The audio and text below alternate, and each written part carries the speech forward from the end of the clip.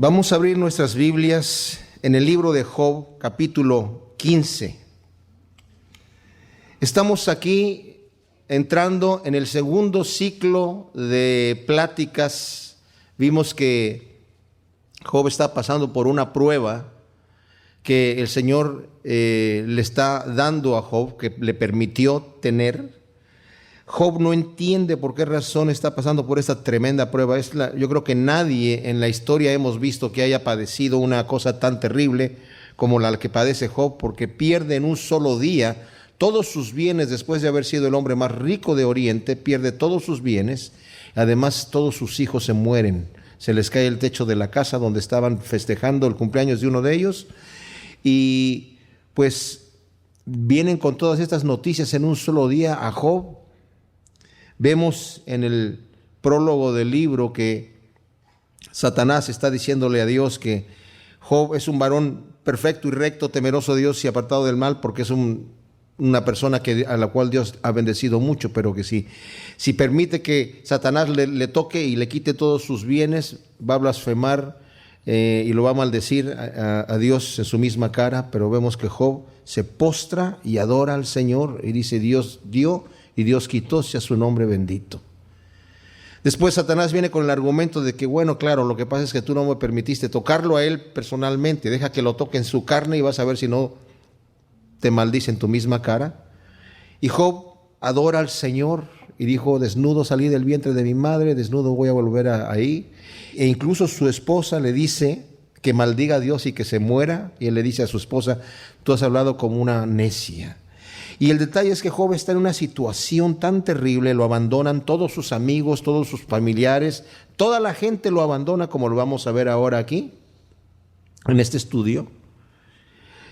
Y está en una condición terrible, su piel está ennegrecida con gusanos, con llagas, y él se está rascando en un tieso, y ya no está en la ciudad, está sentado en el basurero de la ciudad, en donde había ceniza, donde quemaban la basura.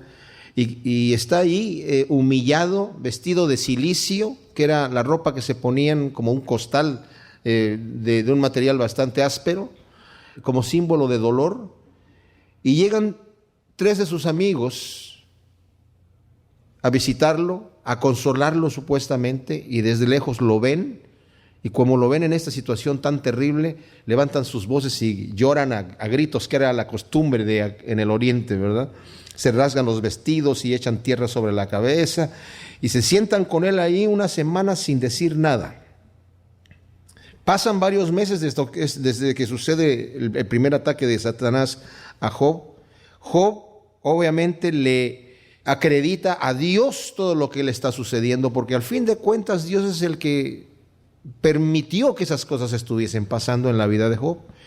Pero la filosofía de Job era, como él mismo lo había dicho, que él pensaba que la persona que se portaba bien, Dios lo bendecía y lo prosperaba. La persona que se portaba mal, Dios lo maldecía y lo arruinaba. Y Job, como era un hombre muy bendecido, era varón perfecto, recto, temeroso de Dios y apartado del mal, todo el mundo veía, pues así debe de ser. Es un hombre muy bendecido porque es un varón que sirve a Dios. Y en realidad sí servía a Dios. Y los amigos de Job tienen la misma doctrina que tenía Job. Entonces, cuando Job empieza a abrir su boca, empieza a maldecir el día que nació, está confundidísimo. Después de todo este tiempo, todas estas situaciones ya le están calando muy dentro en su ser, todo esto que le ha sucedido. Y dice: yo no sé por qué Dios me está haciendo esto. ¿Para qué nací? ¿Para qué nací? Y tuve todo lo que tuve para después estar en esta situación tan terrible. Y los amigos de Job, empieza primero Elifaz, después Bildad y luego Zofar. Y todos ellos empiezan a decirle la misma situación. Cada vez más severo, la acusación es: Job, tú has estado haciendo algo malo, lo tenías bien oculto, parecías que estabas bien, pero de repente hiciste alguna situación terrible y Dios te está castigando y por eso estás así. Arrepiéntete y Dios te va a restaurar. Y Job dice: yo no he hecho nada. Entonces ya lo acusan de hipócrita, lo acusan de mentiroso, lo acusan de que tenía bien oculto ese pecado que tenía, y se están irritando cada vez más estos amigos, porque en la respuesta de Job está de cierta manera, como culpando a Dios. Dios está haciendo algo injusto conmigo. Y los amigos le dicen, sí, Dios va a quebrantar su justicia.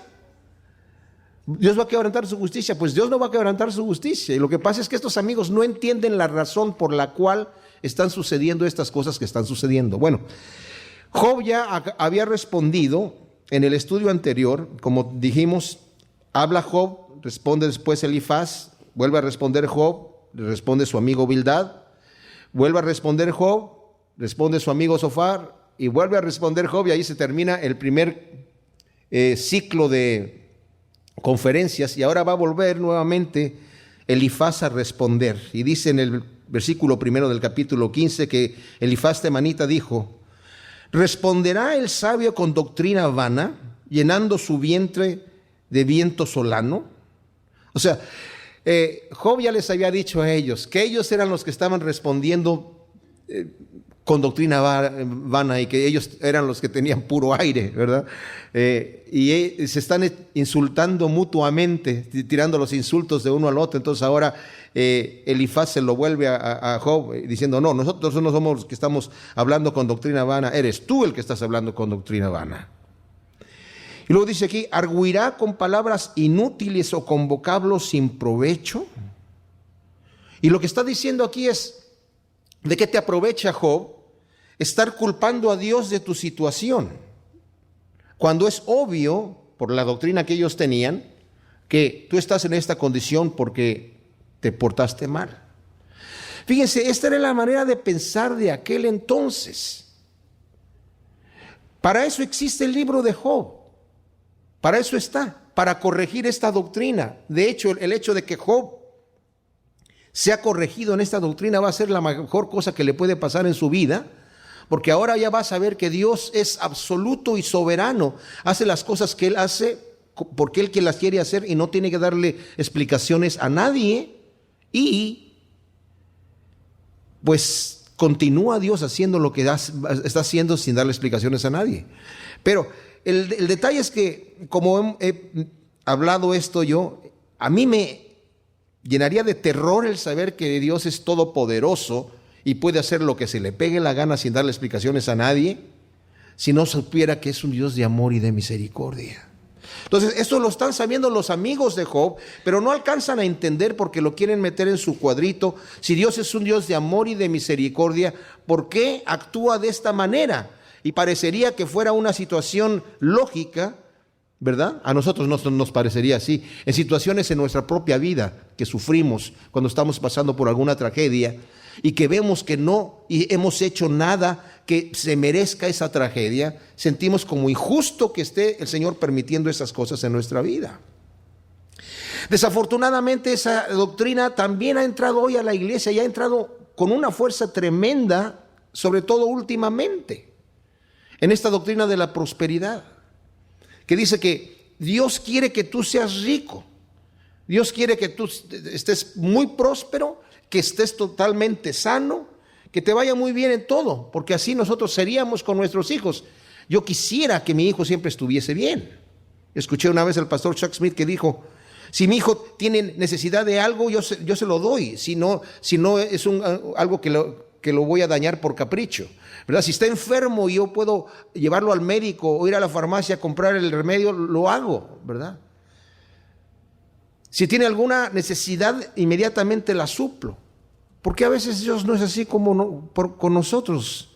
Y luego dice él: es que tal vez yo no sé ser padre, ¿verdad? Porque Dios tiene un propósito más allá de lo que nosotros no podemos ver. ¿Por qué? Porque sus pensamientos son más altos que nuestros pensamientos. El Señor nos ha dicho que es a través de muchas tribulaciones que vamos a entrar en el reino de Dios, que es necesario que vengan muchas aflicciones, no porque el Señor quiere que nos ganemos el cielo a golpes, no. El Señor no fue el que dijo: el que quiere azul celeste que le cueste, sino lo que sucede es que nosotros tenemos que ser pulidos, y toda esta carnalidad que tenemos el Señor la tiene que quitar, y nuestra confianza en Dios tiene que ser una confianza plena, completa. Por eso le dijo a su amigo Abraham: sacrifícame a tu hijo Isaac. Y Abraham no hizo ninguna pregunta, inmediatamente se levantó a hacer el sacrificio. Pero en el momento de ir a degollar a su hijo, el Señor le dijo: detente, porque ya sé que me amas y no me has negado a tu hijo. O sea, pero la prueba tenía que venir, a ver si Abraham estaba dispuesto a obedecer a Dios, aunque en su mente no conciliaba, porque Dios me está pidiendo eso. ¿Nosotros cómo somos? Porque es muy fácil dejarse llevar por esa doctrina de la prosperidad, que es una doctrina terrible que dice, aunque la Biblia dice no te hagas tesoros en la tierra, sí te los puedes hacer si lo declaras con fe y le pones un sellito así como de espiritual. Entonces, ahora puedes darle rienda suelta a los deseos de tu carne siempre y cuando los hagas con fineza y con gusto, ¿verdad? Entonces, andas declarando, mira, esta persona está debe ser un verdadero santo, mira qué auto está manejando, mira la casa donde vive, así, pues es el santo, ¿verdad? Venga por acá. Pero el detalle es que siendo esta doctrina aquí, como la estamos viendo, nos la está mostrando el Señor, que es una doctrina inútil, que es una doctrina que no es cierto, hoy se sigue predicando y se sigue creyendo. Entonces, arguirá con palabras inútiles o con vocablos sin provecho, pues no son inútiles, no son sin provecho. Lo que pasa es que no están de acuerdo a lo que Elifaz quiere escuchar. Tú destruyes aún la reverencia o el temor de Dios y estorbas la oración delante de Dios. ¡Wow! Esta acusación es muy fuerte. Esta acusación puede decir dos cosas. Una, tú no tienes ningún respeto a Dios. Y cuando nos estamos dirigiendo a hablar acerca de Dios, tú destruyes la oración. O sea, incluso el hecho de que nosotros nos podamos referir a Dios en una forma honrosa. Porque les había dicho anteriormente, ¿ustedes van a hablar mentiras por Dios? ¿Para quedar bien? ¿Van a hablar lisonjas mentirosas para quedar bien con Dios? Pero también significa esto, estorbas la oración delante de Dios, que también es una forma de decir, tú tienes oraciones hipócritas. ¿Sabían ustedes que hay oraciones hipócritas? Cuando yo estoy orando delante de un grupo de personas por alguna situación que yo tengo, pero no estoy orando por el pecado que yo tengo, sino que lo estoy disfrazando de alguna manera, ¿me explico? Y estoy orando de otra manera, pensando que Dios no conoce toda la situación como verdaderamente es. Y Señor, yo estoy sufriendo esta situación por esto y aquello y estoy inventando. Cuando no somos honestos con Dios, podemos estar orando de forma hipócrita. Cuando abrimos nuestro corazón y nos vemos cómo somos realmente, estamos orando con oración sincera. Un ejemplo, el fariseo en el templo estaba orando con una oración hipócrita. Te doy gracias, Señor, que yo no soy como los demás hombres. Esas oraciones no pasan del techo. Dios no las escucha, porque el Señor sabe el corazón nuestro. Y cuando nosotros oramos delante de Dios es mejor destaparnos, desnudarnos delante de Dios. Él ya nos conoce. Cuando el Señor dice entremos a cuentas, no es para que Él sepa, sino para que yo sepa. Cuando el Señor le dijo a su pueblo, te llevé aquí por esos 40 años para probarte, para saber si me ibas a seguir o no. No es para que Dios sepa, sino para que la gente sepa y sepan su condición verdadera. Porque tu iniquidad instiga tu boca, o sea, tu iniquidad hace hablar a tu boca y adoptas la lengua del taimado o del el engañador. Tu propia boca te condena, no la mía. Sí, tus propios labios testifican contra ti. O sea, aquí lo estás acusando tú estás diciendo cosas para cubrir tu mal. Y para cubrir tu mal estás hablando cosas malas de Dios. Es lo que le está diciendo Elifaz. ¿Eres tú el primer hombre que nació? ¿Te engendraron antes que a los montes? ¿Has escuchado el consejo secreto de Dios y acaparas para ti solo la sabiduría? ¿Qué sabes que nosotros no sepamos? ¿Qué entiendes que nosotros no entendamos? Con nosotros están las cabezas canas y los hombres muy ancianos, más grandes que tu padre en días.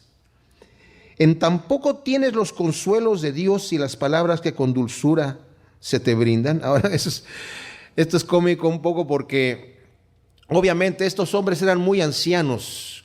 Job alcanza a vivir 185 años porque más o menos era la longevidad que estaban en esta época, que era un poco después de que Noé descendió del arca, ¿verdad?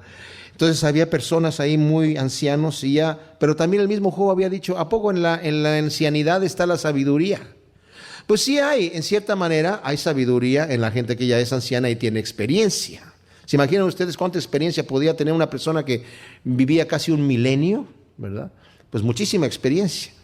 Pero de cualquier manera nos vamos a dar cuenta que las observaciones que ellos tenían, porque eran las mismas que tenía Elifaz, si te portas bien, Dios te va a bendecir y te va a prosperar. Te portas mal, inmediatamente Dios te va a castigar y te va a arruinar inmediatamente.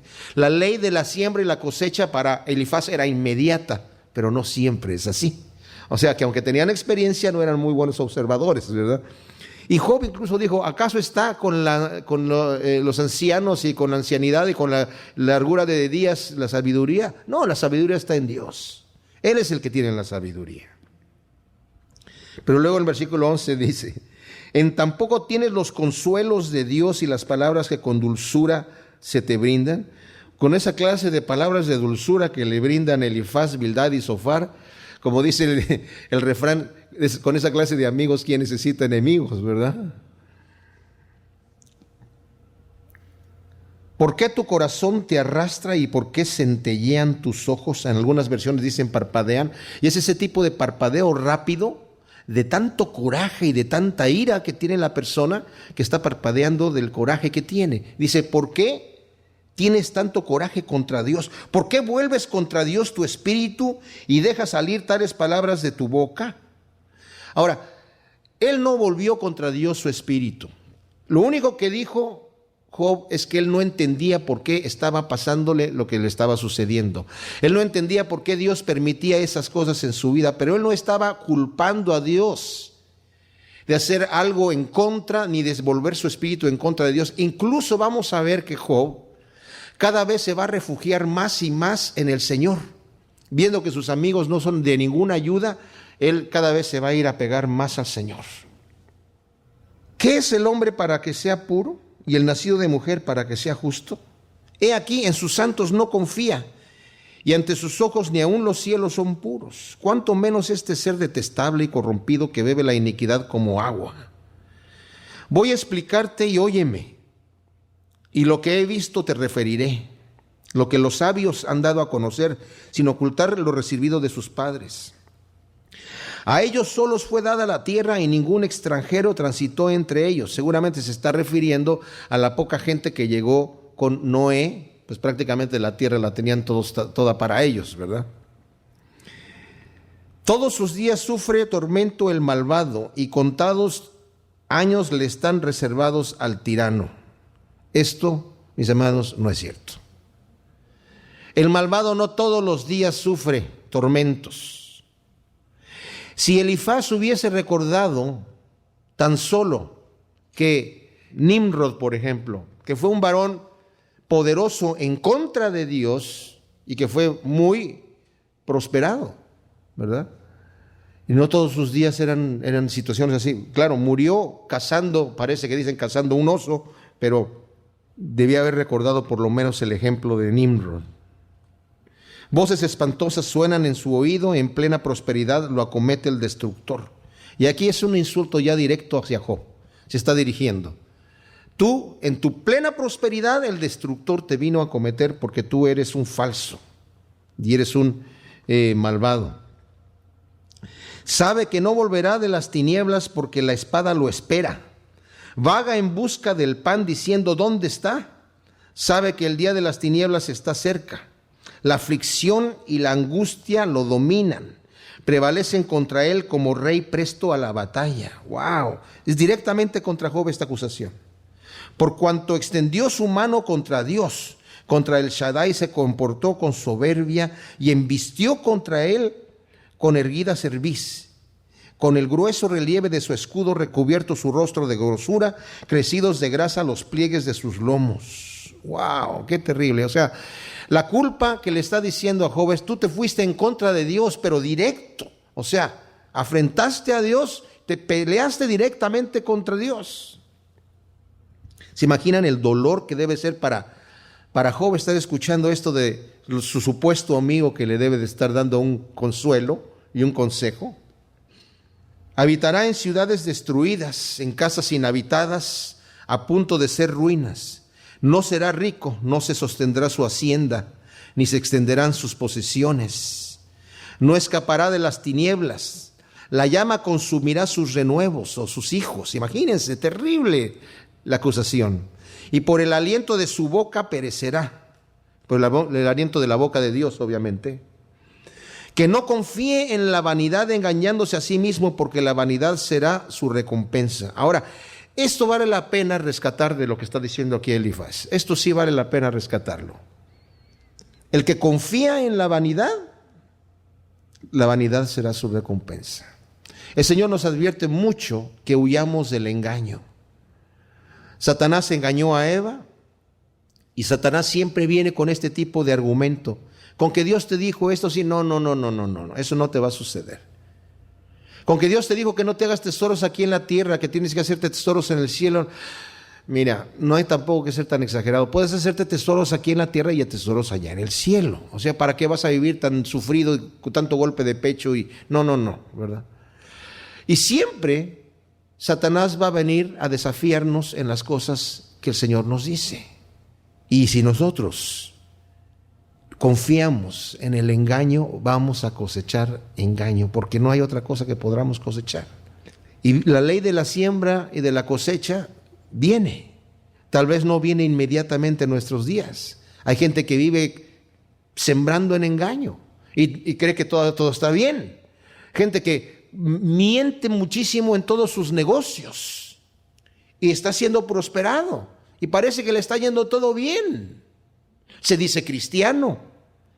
Pero va a llegar el momento en donde Dios le va a llamar a cuentas. Y entonces en ese momento va a ser donde va a cosechar vanidad, va a cosechar dolor. Entonces, mis amados, no escuchemos la voz del malvado, sino veamos como el Señor nos dice, mira, el que quiere venir en pos de mí tiene que negarse a sí mismo, tiene que tomar la cruz y seguirme. Satanás dice, bueno, no tanto así, tampoco negarte tanto, porque para amar a tu prójimo como a ti mismo tienes que amarte a ti primero. ¿No han oído esa? Así que échale un poquito de amor para ti, ¿verdad? No tienes que negarte tanto así. Tomar la cruz, tampoco hay que ser tan sufrido. Igual puedes seguir al Señor, pero no tan de cerca. Pues al fin de cuentas, no estoy siguiendo al Señor, si no lo sigo tal como Él me lo dice, ¿verdad? Y antes de su tiempo se marchitará y su ramaje no será frondoso. Será vid que daña su uva verde, su agraz. Olivo que sacude sus flores. O sea, tú mismo, Job, en tu maldad te has hecho ese daño. El daño que le pasó a tus hijos es por culpa tuya. Tú te lo sacudiste. Qué terrible acusación está diciendo aquí. La congregación del impío será estéril y el fuego devorará las tiendas del soborno. Concibieron malicia, paren iniquidad y sus entrañas se nutre el engaño. ¡Wow! O sea, como dije yo, los insultos están tremendos, ¿verdad? Y en el capítulo 16, Job va a responder a Elifaz sus insultos. Acaba de culparlo de estar en contra de Dios, de ir directamente él a pelear en contra de Dios. Job está en una situación deplorable, no entiende por qué está en esta situación. Y yo creo que el dolor más grande que tiene Job, aparte de todo lo que ya ha sufrido de la pérdida de sus hijos, de la pérdida de sus bienes y de sus enfermedades que tiene, es la falta de respeto de sus amigos y el hecho de que vinieron a consolarlo, pero lo están atacando. Satanás está utilizando a los amigos de Job para atacar todavía más a Job, confundirlo más. Pero ¿saben qué, mis amados? Vemos un detalle. Dios es maravilloso, porque todas las cosas ayudan para bien a aquellos que aman al Señor. Y vamos a ver cómo Job, que no sabe que Dios lo está sometiendo a esta prueba, porque si supiera, estaría brincando de gozo. Nosotros que sabemos que las pruebas vienen a nuestra vida por una buena razón, dice Santiago, gozaos cuando os halléis en diversas pruebas. ¿Pero por qué? No me voy a gozar por la prueba en sí, sino me voy a gozar porque la prueba de nuestra fe produce paciencia, produce una virtud. Hay un provecho en esa prueba. Nosotros ahora ya sabemos que las pruebas vienen para refinarnos, como dice Pedro también, y como lo dice Pablo y como lo dice el Señor Jesucristo, ¿verdad? Que es a través de todas estas pruebas que nosotros nos vamos fortaleciendo espiritualmente. Job no sabe eso aquí, no sabe eso. Nosotros sabiéndolo muchas veces nos quejamos a media prueba porque no queremos las pruebas. ¿Quién quiere las pruebas? O sea, esos versículos de que en el mundo tendréis aflicción, nadie va a levantar la mano para decir, ay Señor, mándame más pruebas y más aflicciones, por favor. Nadie, ¿verdad? Porque es ilógico, no es natural que nosotros querramos el dolor. Una persona mentalmente sana no quiere el dolor. Pero cuando viene, en nuestro caso, sabemos que Dios está en control. Él no nos explica. Job quiere una explicación de parte de Dios. Job quiere una explicación. ¿Y saben qué? Nunca la va a tener. Se va a acabar el libro de Job y el Señor no le va a explicar por qué pasó lo que pasó. Lo único que va a entender Job es que Dios tiene un propósito, un buen propósito, y que es incuestionable su amor, y es incuestionable su grandeza, y es incuestionable lo que Él haga. Nos guste o no nos guste, mis amados, Dios es Dios. Ahora, Dios es santo, sepamos eso. Santo quiere decir separado del mal. Dios es bueno, nos ama, Dios es amor, ha dado a su Hijo por nosotros. Y Él nos ha prometido que todas las cosas nos ayudan para bien a nosotros que amamos a Dios. Y cuando estamos en un punto en donde no entendemos, es ahí donde nosotros nada más confiamos. Nos dejamos en su mano y confiamos y decimos, Señor, yo no entiendo por qué está pasando esto, pero tú sí sabes. Y tú toma el control. Y que no sea una situación que yo estoy pasando gratis, sino toma el control y saca tú lo bueno de esta circunstancia. Y muchas veces el punto es solamente ejercer nuestra confianza en el Señor. Nada más. El Señor quería solamente que confiáramos en Él a través de esa prueba, y ese es el fruto, que mi confianza está en el Señor ahora, y que me venga lo que me venga. Entonces Job responde y dice, he oído muchas cosas como estas, le dice a Elifaz. Tristes consoladores me sois todos vosotros. Por supuesto que sí, ¿verdad? ¿Qué tipo de consolación era con la que venían estos hombres a culpar a Job de ser un hipócrita, de ser un mentiroso, de ser un malvado, y ahora de ser una persona que está peleando en contra de Dios directamente? ¿Habrá fin a las palabras huecas? ¿Qué te hace responder así? Yo también podría hablar como vosotros. Si vuestra alma estuviera en lugar de la mía, podría hilvanar vocablos contra vosotros y menear la cabeza contra vosotros. Pero os alentaría con mi boca, y el movimiento de mis labios calmaría vuestras penas. Ahora, fíjense bien. Yo no sé si Job, antes de la prueba, hubiera hecho eso. Antes de estar en esta prueba. Job acaba de descubrir algo a la dura, ¿verdad? Que es que aunque él es recto y justo delante de Dios, le vinieron situaciones terribles. No puede explicarlo. Ahora él va a poder consolar a otros que estén pasando por una situación igual, sabiendo que Dios tiene un propósito que él no entiende, pero es un buen propósito. Que Dios no va a dejar de ser santo al momento de estar aplicando la prueba, que Dios no va a dejar su justicia al momento de estar aplicando la prueba. Él sigue siendo santo. Bueno, es absoluto, soberano, pero sigue siendo santo, sigue siendo limpio. Y por eso dice aquí, ahora sí yo podría hablar como ustedes me están hablando, pero yo os alentaría con mi boca, y el movimiento de mis labios calmaría vuestras penas. Por otro lado, mis amados, si es posible que Job hubiese tenido compasión de la persona que hubiese estado afligida.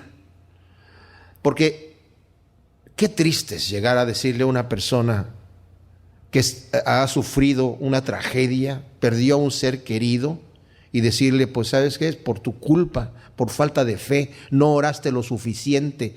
¡Qué terrible! Yo me acuerdo que había un ujiero, un diácono de una iglesia donde yo estaba trabajando, y le dio cáncer. Y estaba en el hospital y lo fuimos a visitar y él estaba tranquilísimo. No, yo estoy tranquilo. Yo, lo que el Señor quiera conmigo, estoy listo para irme con el Señor cuando Él quiera. Alguien llegó a visitarlo a decirle que si él clamaba y reclamaba las promesas de Dios, iba a ser sano. Se murió en una terrible angustia. Ya enfermísimo, muriéndose en la cama diciendo, no, es que Dios me tiene que sanar. Y en esa agonía y en esa angustia se fue. Qué terrible, qué terrible. Qué terrible justamente esa doctrina de la prosperidad que le echa la culpa a la persona. Tú estás enfermo porque no tienes fe. No tienes fe para creerle a Dios que te puede sanar. Y la persona que está pasando por una dificultad económica, o está pasando por una tragedia, o está pasando por alguna enfermedad, se sienten culpables. Se llevan una carga encima de la prueba que tienen. ¿Y qué cosa tan terrible es esto? Pues es lo mismo que le está pasando a Job en este momento. Porque encima de toda su angustia, de todo lo que le ha acontecido, sus amigos están allí picándole, por un lado, condenándolo con sus bocas. Dice, aunque hablo no se calma mi dolor, y si me abstengo, ¿se aleja acaso de mí? Ahora precisamente me ha agotado. Esto puede ser el dolor o la mano de Dios sobre su vida. Has desolado a toda mi familia, y ahora está hablando con Dios. Y a mí me llenaste de arrugas que testifican en mi contra. Mi flacura se levanta contra mí, y ante mi mismo rostro responde. Su ira me desgarra, me hostiga, rechina sus dientes contra mí, aguza contra mí ojos de enemigo. Abren sus bocas contra mí, hirieron mis mejillas con afrenta, aún se han juntado contra mí. Fíjense que es tremendo. Este versículo 10 que estamos leyendo aquí es un versículo mesiánico. Se parece a los salmos que hablan del Señor, ¿verdad? Aquí está hablando de sus amigos que se hacen como enemigos, abren sus bocas contra mí, hirieron mis mejillas con afrenta, aún se han juntado contra mí. Dios me ha entregado a los impíos y arrojado en manos del malvado. Tranquilo estaba yo y él me quebrantó. Sí me agarró por la cerviz y me hizo trizas y me ha puesto por blanco de sus dardos. Sus arqueros me hostigan en derredor y atraviesa mis riñones sin piedad, derrama mi hiel por tierra. Abre en mí brecha tras brecha y arremete contra mí como un gigante. He cosido un sayal sobre mi piel, o sea, un saco de silicio, y he echado mi dignidad en el polvo.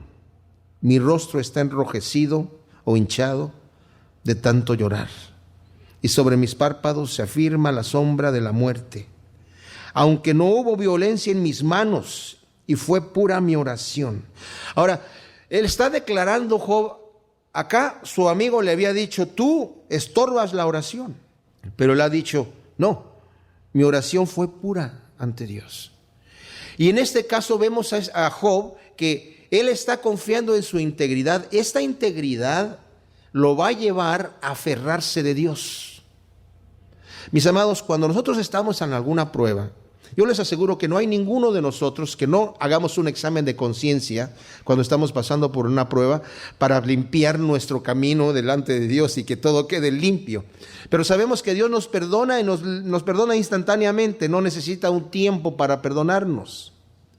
Y eso es necesario porque después que nos perdona el Señor, nuestra comunión con Él, nuestra integridad de nuestra comunión va a ser nuestra confianza para soportar la prueba, para tomarnos de Él y decir, Señor, pase lo que pase, yo no me suelto de ti. Venga lo que venga, yo me voy a quedar aquí, tomado de tu mano. Y qué bonito es cuando no sentimos que se está yendo la prueba de nuestro corazón, pero se lo dejamos al Señor en sus manos. Le rendimos, ¿verdad? Que se siente como un alivio completo cuando ya le rindes al Señor, ya no puedes hacer nada y ves que el Señor no está actuando, pero al final dices, ok, Señor, te entrego esta situación y yo ya no me preocupo más. Viene como un alivio porque sabemos que Dios lo toma en sus manos y Él tiene su tiempo perfecto para esto. Entonces aquí, aunque está Él con este dolor diciendo todas estas cosas que Dios está haciendo en Él, el dolor que tiene, dice, aunque no hubo violencia en mis manos y fue pura mi oración. Oh tierra, no encubras mi sangre, ni haya lugar de reposo para mi clamor. He aquí, ahora mismo mi testigo está en los cielos. Fíjense qué manera de volverse a tomar del Señor. O sea, mi testigo, mis amigos aquí, estos tipos me están insultando, yo no sabe nada, pero mi testigo, el que sabe lo que yo soy, el que sabe cómo yo me he comportado, está en los cielos. Qué diferente a la oración de Asaf, cuando dijo, consideré al impío cómo progresaba, ¿verdad? Y dije, en vano limpié mis manos. ¿Para qué limpié mis manos? Para servir a Dios. Si está progresando el que no las limpia, en cambio el que es justo como yo, estamos sufriendo. Dice, hasta que entré en el templo de Dios y vi el fin de él. O sea, pensando, ¿cuál es el fin? Hay un fin en donde nosotros vamos a estar delante del Señor. Y aunque Job en este momento no sabe qué va a suceder después, va a tener momentos de iluminación en donde él como que sale a la superficie, se toma de Dios y después se vuelve a hundir en su dolor. Pero esos momentos en donde sale son los que, en donde vemos nosotros cómo el Señor de una forma maravillosa está produciendo esta virtud en Job. Fíjense que Job, el nombre de Job, antiguamente significaba aflicción, pero ahora en nuestros días es un símbolo de paciencia. ¿Por qué? Porque Job, a través de todas estas pruebas, desarrolló esta paciencia. Como dice Santiago, la prueba de nuestra fe produce paciencia. Y paciencia es una palabra que significa paciencia, perseverancia, constancia, tenacidad. Utilísima para la salvación. Y aquí tiene una declaración de fe. Si a Abraham le fue contada su fe por justicia, yo les aseguro que a Job también le fue contada su fe por justicia, como a nosotros también nuestra fe nos es contada por justicia. Entonces dice, he aquí ahora mismo mi testigo está en los cielos y el que atestigua a mi favor en las alturas. Wow. Mis íntimos pensamientos son mis intercesores. O sea, yo descanso en eso, en mis íntimos pensamientos, en que yo estoy en paz con Dios. Esos son mis intercesores. Qué bonito está lo que está diciendo aquí. Y luego vuelve a caer. Mis ojos derraman lágrimas a Dios. Oh, si alguien pudiera llevar la causa del hombre ante Dios, como un hombre lo hace a favor de su amigo, ciertamente son contados los años venideros e iré por el camino de donde no se regresa. Bueno, fíjense esto, mis ojos derraman lágrimas a Dios. Y luego ese deseo en su corazón. Si alguien pudiera llevar la causa del hombre ante Dios, como un hombre lo hace a favor de su amigo. ¿Saben quién lleva nuestra causa delante del Padre? El Señor Jesús. El Señor Jesús le dijo a Pedro, Pedro, Satanás ha pedido tu alma para zarandearte como a trigo, pero yo he rogado al Padre para que tu fe no falte. Eso es bien interesante porque cuando yo lo observaba, yo decía, qué suertudo Pedro que el Señor intercede por él. Está Cristo personalmente orando por Pedro. Bueno, en Romanos dice que el Señor Jesús intercede por nosotros a la diestra del Padre. Él intercede por nosotros. ¿Quién nos separará del amor de Dios que es en Cristo Jesús? Nadie. ¿Quién es el que nos condenará? Él es el que intercede por nosotros. Ahora, a Pedro, el Señor le dijo, yo voy a orar para que tu fe no falte. No le dijo, voy a orar para que Satanás no te zarandee como a trigo. No, sí, Satanás ya te pidió para zarandearte y te va a zarandear. Pero yo voy a orar para que tu fe no falte. Y mis amados, muchas veces el enemigo llega a nosotros y también nos zarandea y nos toca nuestra zarandeada. Pero tenemos un intercesor a nuestro favor. Y por eso nosotros tenemos que tener la confianza de que en medio de la zarandeada debemos tomarnos del Señor con toda fe, sabiendo que Él está intercediendo por nosotros y nos va a hacer capaces de pasar por la prueba. Va a estar con nosotros cuando andamos en el valle de sombra de muerte. Solamente podemos no temer mal alguno si sabemos que Él está allí al lado, porque está su vara y su cayado. A Él no lo vemos, pero está su vara y su cayado y Él debe estar al otro lado. Y allí es donde nosotros nos confiamos y nos tomamos. Mi espíritu está consumido, mis días extinguidos. Hay sepulcros preparados para mí. No hay sino escarnecedores conmigo y mis ojos tienen que soportar su provocación. Está hablando de sus amigos. Deposítate, ruego, mi fianza junto a ti, le está hablando a Dios. ¿Quién si no ha de estrechar mi mano? O sea, Señor, ¿con quién voy a hacer este pacto? ¿Quién es el que me va a ayudar aquí? ¿Quién es el que va a poner la fianza para sacarme de este problema? ¿Quién sino tú, Señor? En ti voy a poner mi confianza. Has privado su corazón, está hablando de sus amigos, de entendimiento, por tanto no los exaltarás. Desfallecerán los ojos de los hijos del que por lisonjas traiciona a sus amigos. Nuevamente, está diciendo lisonjas porque son lisonjas a Dios. Aunque están lisonjeando a Dios, dice, lo están haciendo para traicionar a sus amigos.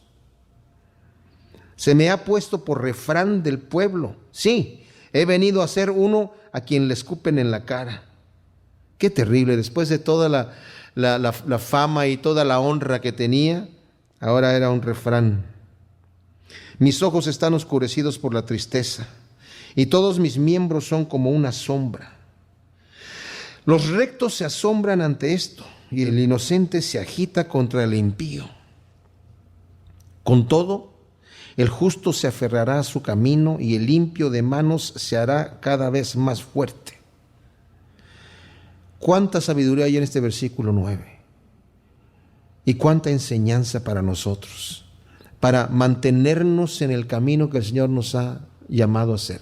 Al final del libro de Apocalipsis dice, el que es limpio, límpiese todavía, pero el que es impuro, impurifíquese todavía. O sea, tenemos que tomar nosotros una decisión delante de Dios y tomarla, como dice Pedro también en su segunda carta, haced firme vuestra vocación y elección, porque haciendo estas cosas no caeréis jamás. Necesitamos decir, ok, Señor, yo he empezado el camino y ahora tengo que caminarlo hasta el final, correr la carrera hasta el final. Pero ahora volveos y llegaos aquí. De seguro no hallaré un sabio entre vosotros. Mis días han pasado, mis planes se han deshecho.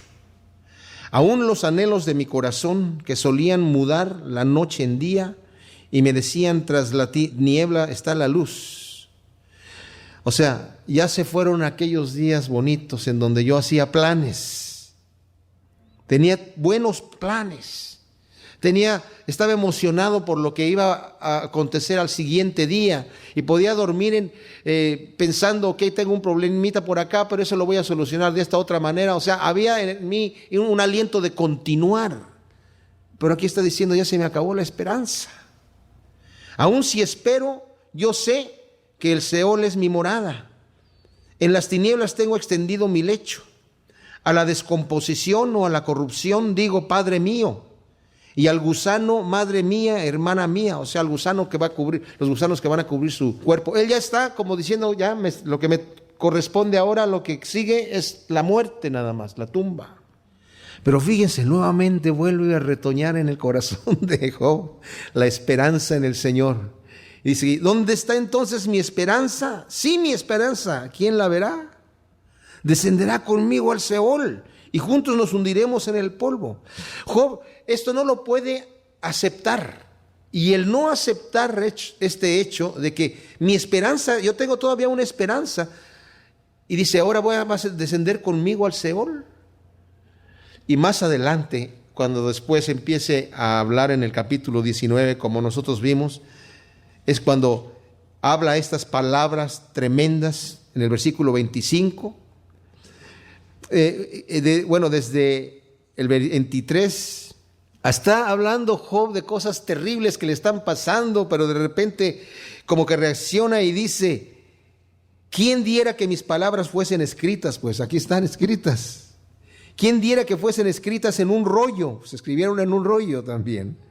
Que con cincel de hierro y plomo fueran para siempre esculpidas en la roca. Yo sé que mi Redentor vive y al fin se levantará sobre el polvo, y después de deshecha esta mi piel, en mi carne he de ver a Dios, al cual veré por mí mismo, y mis ojos lo verán y no otros. Mis riñones desfallecen dentro de mí de emoción de estar esperando ese momento. Mis amados, no nos debemos desesperar en la prueba. Nuestro Redentor vive. El que nos va a sacar adelante vive. Y el que nos ha dicho, bienaventurados los que sufren por causa de la justicia, porque su galardón es grande. Cuando nosotros en fe, cualquier problema que estemos pasando, chico o grande, se lo dejamos al Señor y lo sufrimos en su nombre. Aunque no estemos sufriendo por causa del evangelio en sí, porque yo salí a predicar la palabra de Dios, pero en tu nombre, Señor, te entrego esto.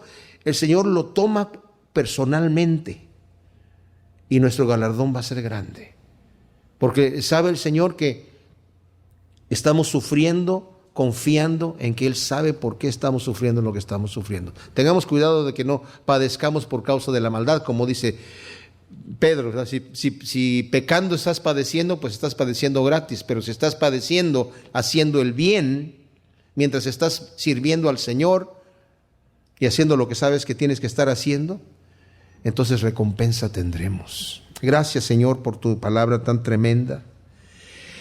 Yo te pido, Señor, que tú injertes estas semillas de conocimiento, de sabiduría que vemos aquí en el ejemplo de la vida de Job en nuestros corazones, Señor, y que dé su fruto a 100%.